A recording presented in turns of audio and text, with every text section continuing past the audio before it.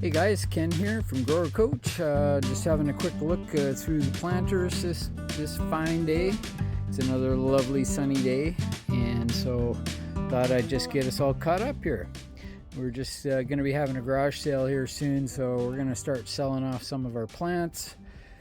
Just again, we're trying to reduce the amount. Every year we get more and more plants. That's the way it goes in the plant business, right? And so we're going to try to reduce the number that we overwinter and whatnot, and just get rid of a bit of the cluster. So let's have a quick look around.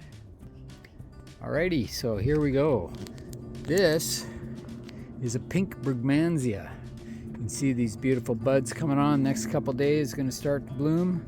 It's going to be quite spectacular. Alrighty, and just a little bit of this and that. We got a little display of some succulents here. Some mangave here, pretty cool plant. And of course, one of our favorite salvias, the rock and blue salvia. They're just constantly being attacked by hummingbirds every day. Goes on and on. Our famous pink petunias just have been going absolutely crazy this year, and we got a lot of them, you can see. And that's just through our propagation program through the winter months. We just have fun with it and do some propagation, and we end up with too many of one color, but that's okay. We actually did a bunch of assorted colors, but they all the purple ones and whatnot just did not make it for some reason. I think we ended up with a couple, but not too many. And geraniums, same thing with geraniums. We always have an assortment of geraniums that we grow each winter. So they're light pink, dark pink. No reds though, maybe next year. But plumerias, we got a couple really nice big plumerias here. These are getting to be full size for us in our house, too big, so we're going to be selling these guys off. I've got one there and one here, and it's just interesting how they always split into two like this as they grow. And yeah, anyway, that's a good sized plant. We got two plumerias we're going to likely be selling. Nice little orchid cactus there. This is a yellow flowered one, so that one doesn't flower that often, but when it does, it's pretty amazing. And of course, lots of canna lilies. And this is a petunia. I'm going to be rejuvenating it. You can see how yellow the leaves are on this one, and it's just an example of a plant that's sort of overgrown. And it's had a fair bit of food, but it used to be in a situation where it was getting way too much water. And our water tends to be kind of salty to begin with, and very alkaline. So just kind of interesting. But here's this little tiny little euphorbia that's quite pretty once it gets going in annual pots. With some geraniums, they're finished blooming at the moment, starting to bud again. More pink petunias. Little Dracaena marginata here that's looking pretty nice. We're probably going to sell that one off. We're going to keep one. And more succulents down here. Some assorted, usually they're pretty common, but really nice varieties. This huge planter here. I'm not going to sell that. But we have some of these guys. This is the Arundodonax grass. This thing will grow like 25 feet high. It's huge. It's quite invasive in southern climates, but where we are here, it's a little tricky actually to get through the winter, but fun to grow because it really grows from the ground up to about 20 feet high in no time. And this is Chloroteria paniculata golden rain tree. Might sell that. It's getting fair size, needs to go in the ground. Another beautiful canna lily here. And some other assorted planters and things. Even I still have a few of the celeries. These are two that were left over from last year, actually. I kept them over the winter and growing them on just to see what they do. Oh, and lots and lots of different ferns and things. And we even have our dragon fruit plant, which we're probably going to sell at least chunks of that. I always have my amaryllis plants, the hippeastrums, just hanging out, looking rugged all summer. And then we bring them in, dry them out in the fall, and we usually get some really nice color off those by the time the season gets going.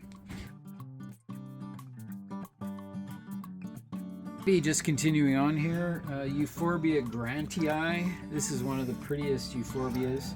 Again, very milky sap on this one. And apparently this is one of the more toxic of the euphorbias. Some euphorbias have toxic sap, some don't. I believe this one has a higher rating on the toxic level. But what a beautiful plant. I mean, look, this guy's just a gem of a beauty. So probably going to sell this one. Nice planter here with again the chartreuse sweet potato vine, and again the salvia rock and blue salvia for the hummingbirds. In the background here you'll see these beautiful grasses again, rhododendrons, which again huge, like elephant grass some people call it because it gets so big. It's a zone 7 plant, so that means you really can only survive down to about maybe minus 15 or so. So what we do is, the only way we get it to survive here is by burying it with compost every fall, and then the roots survive and it comes back. But in southern areas, again, it's quite invasive, so you have to be careful putting that one in the garden. Over here we have our variegated fig, so Ficus elastica, variegata. And this one's a beauty. I'm not sure if this one's called tricolor or not, but it's just a beauty. We've chopped this one all off, taken cuttings off it. Now we're letting it branch out. This is a keeper, one of our favorite plants. We're going to keep that guy for long term.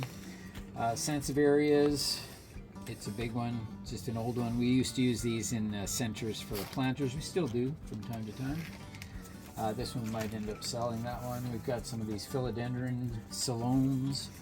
These are the guys like a split leaf or cut leaf philodendron, and super easy to grow. I like them, very tropical looking, and that might have to be sold too.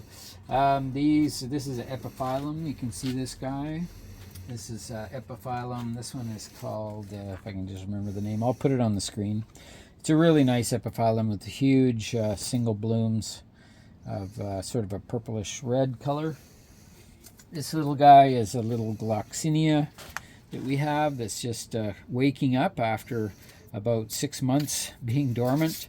It's finally starting to grow, and so this guy will come out and he'll be blooming in about another month or so and bloom right through till probably close to Christmas. And then I've got another one that will start up at Christmas and get it to bloom through next spring.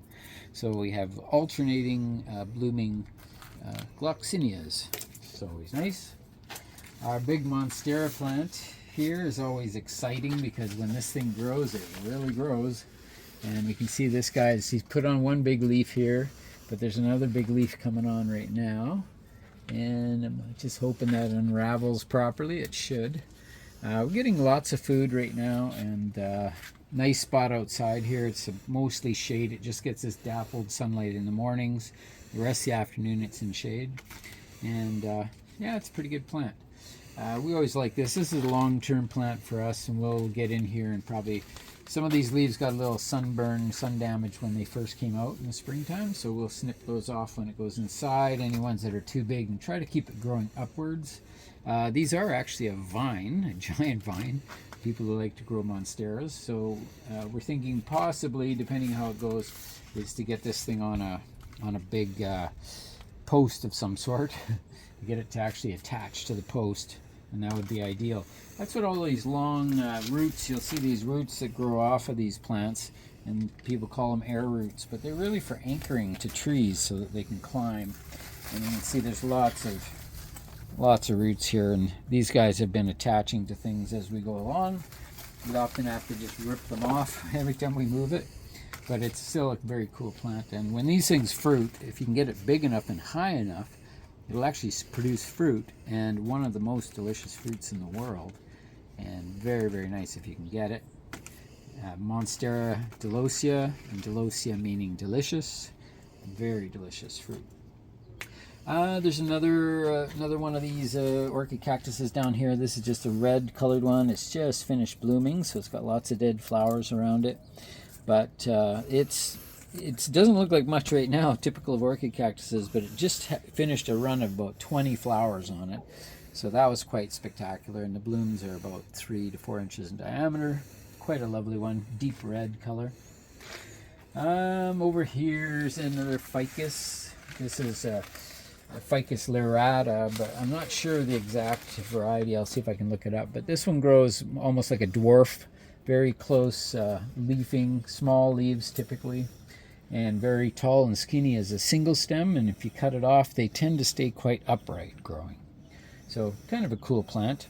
Just show you a couple more succulents here, some trailing succulents. Still have the names on these. Senecio, Herianthus. That's that guy. It's quite a pretty one. It's a kind of watermelon looking thing. There's another one here. I can get you the botanical name on this one just at the moment. It eludes me.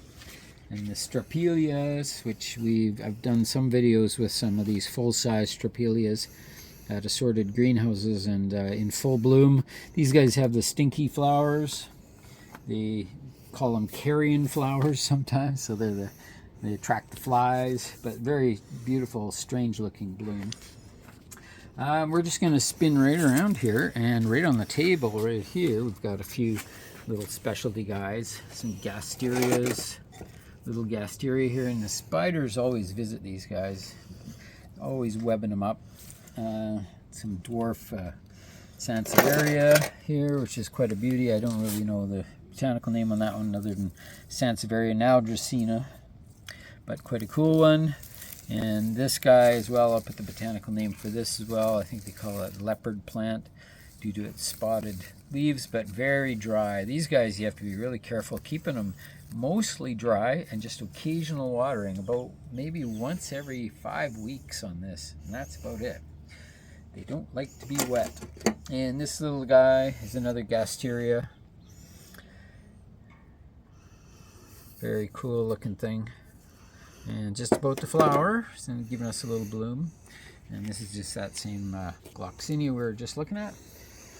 Just around the corner here, we're going to look at this planter. This is one I did earlier, so you may notice that you might find earlier videos that have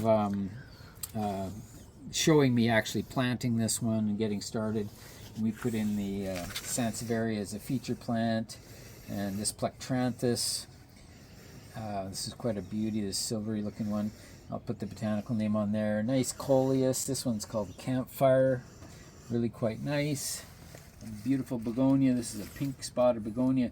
When it's out in the bright sun like this, in the bright light, the pink doesn't really show up on the leaves. But when I bring it inside in the wintertime, these leaves will, the spots will turn pink. It's kind of nice. We've got the glaucoma here, which is we used to call it the creeping nepeta or trailing nepeta. Love the smell of this stuff. Lovely. And here's another, this is a Tradescantia, purple heart, this one's called. Quite a nice one. And then the lemon lime pothos, which makes a nice trailing plant for planters. And this is all shade and foliage. So I love foliage planters. I tend to use foliage planters more than I would use flowers. The flowers are easy, but it's foliage stuff that's really, really quite nice. So other thing right here, just right in this little location beside us is this is my yellow flowered Christmas cactus, Schlumbergia. This guy, you'll see probably lots of videos or pictures of me with this thing. It's so beautiful when it blooms. So we keep it outside all summer. We bring it in the fall, usually in around the end of September. And by that time the nights are cooling off, and it's those nighttime cool temperatures that trigger it to set buds. And we can see on this guy as well that these leaves, I've got many new leaves coming on them. They're kind of pinkish in color, but the new leaves, they won't produce any flowers unless those mature to like the full size of a normal leaf. So once the leaf is mature like this one will actually produce flowers on the end. But if it has a little baby leaf like this, it won't produce any flowers. So I want this thing to mature. I only have 2 months left, so come on, mature. That will be good, and I want to pot that up into one size bigger pot. And just right directly over here is a shade planter. Now this little shade guy has just got a little begonia in here, and a lobelia, blue and white lobelia, little hosta, miniature hosta, and just an impatiens, nice white impatiens, and a trailing English ivy there, which is always nice. That one I think is called Glacier. Quite a nice one. So, okay, well, it looks like we have just a few other things, so we'll just mosey over this way. Continue with the tour on the patio here.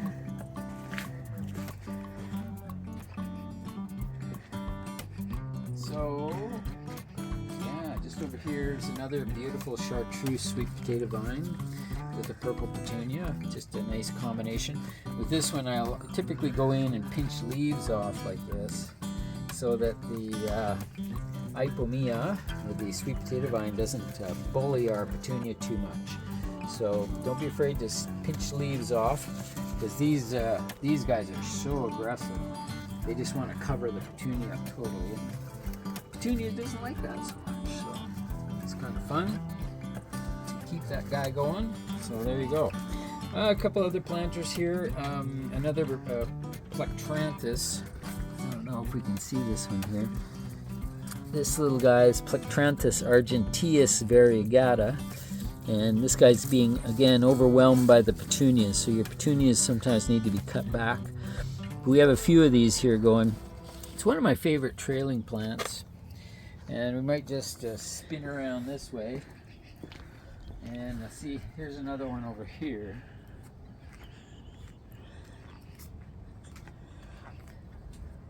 Now, they look really small and harmless, but believe you me, these things, here's another one here. These things can get to be humongous if you let them. They can get to be quite large, so.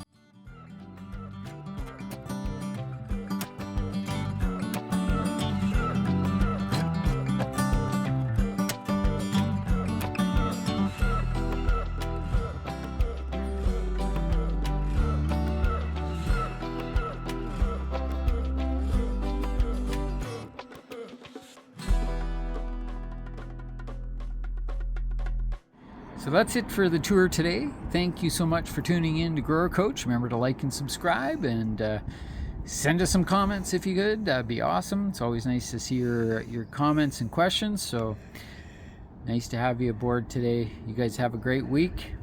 See you next time on Grower Coach.